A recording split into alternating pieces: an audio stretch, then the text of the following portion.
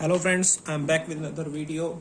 This time new topic, that is constructive interference and destructive interference.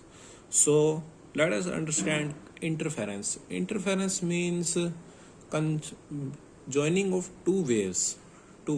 So in constructive interference, IR, that is resultant intensity and resultant amplitude, is maximum in constructive interference. So there are two results of IR and AR, that is resultant amplitude and resultant intensity. IR is I1 plus I2 plus 2 under root I1 I2 cos phi. Here phi is the phase difference between these two waves, and AR resultant amplitude is A1 square plus A2 square plus 2A1 A2 cos phi. Now in constructive interference, the as you know that IR and AR, resultant amplitude and resultant intensity, is maximum, and we see that resultant amplitude and resultant intensity depends on cos phi.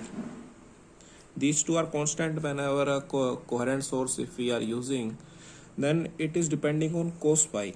So here cos phi is maximum, and we know cos theta is maximum at 1 because domain is -1 to 1. Cos theta domain is -1 to 1, so it is maximum at 1, means cos phi is maximum at 1.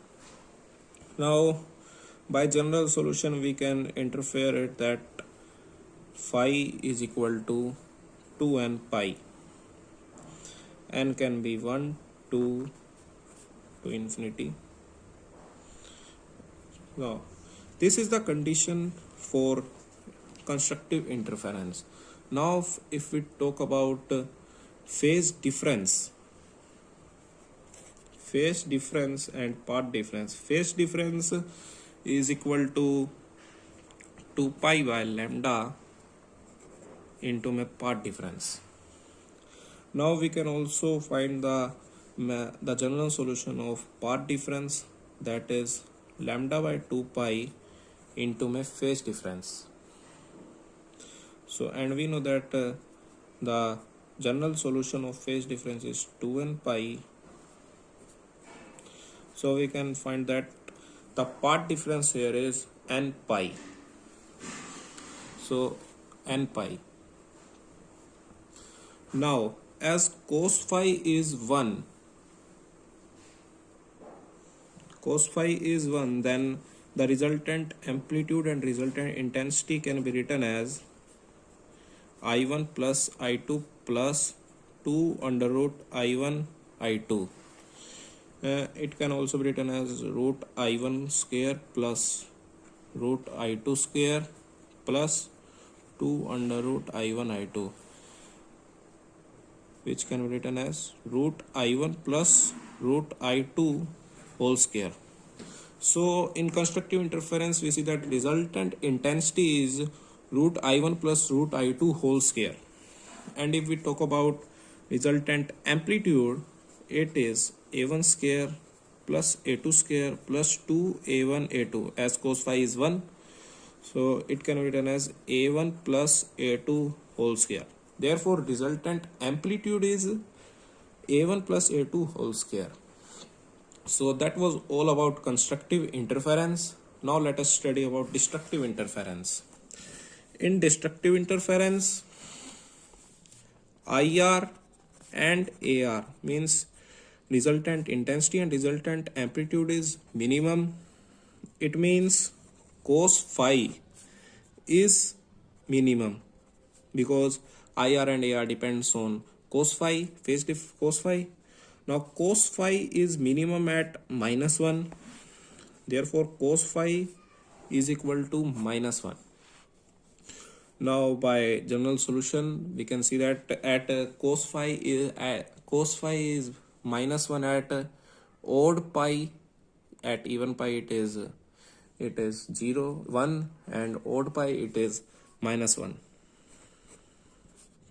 Odd pi 2n plus 1 pi.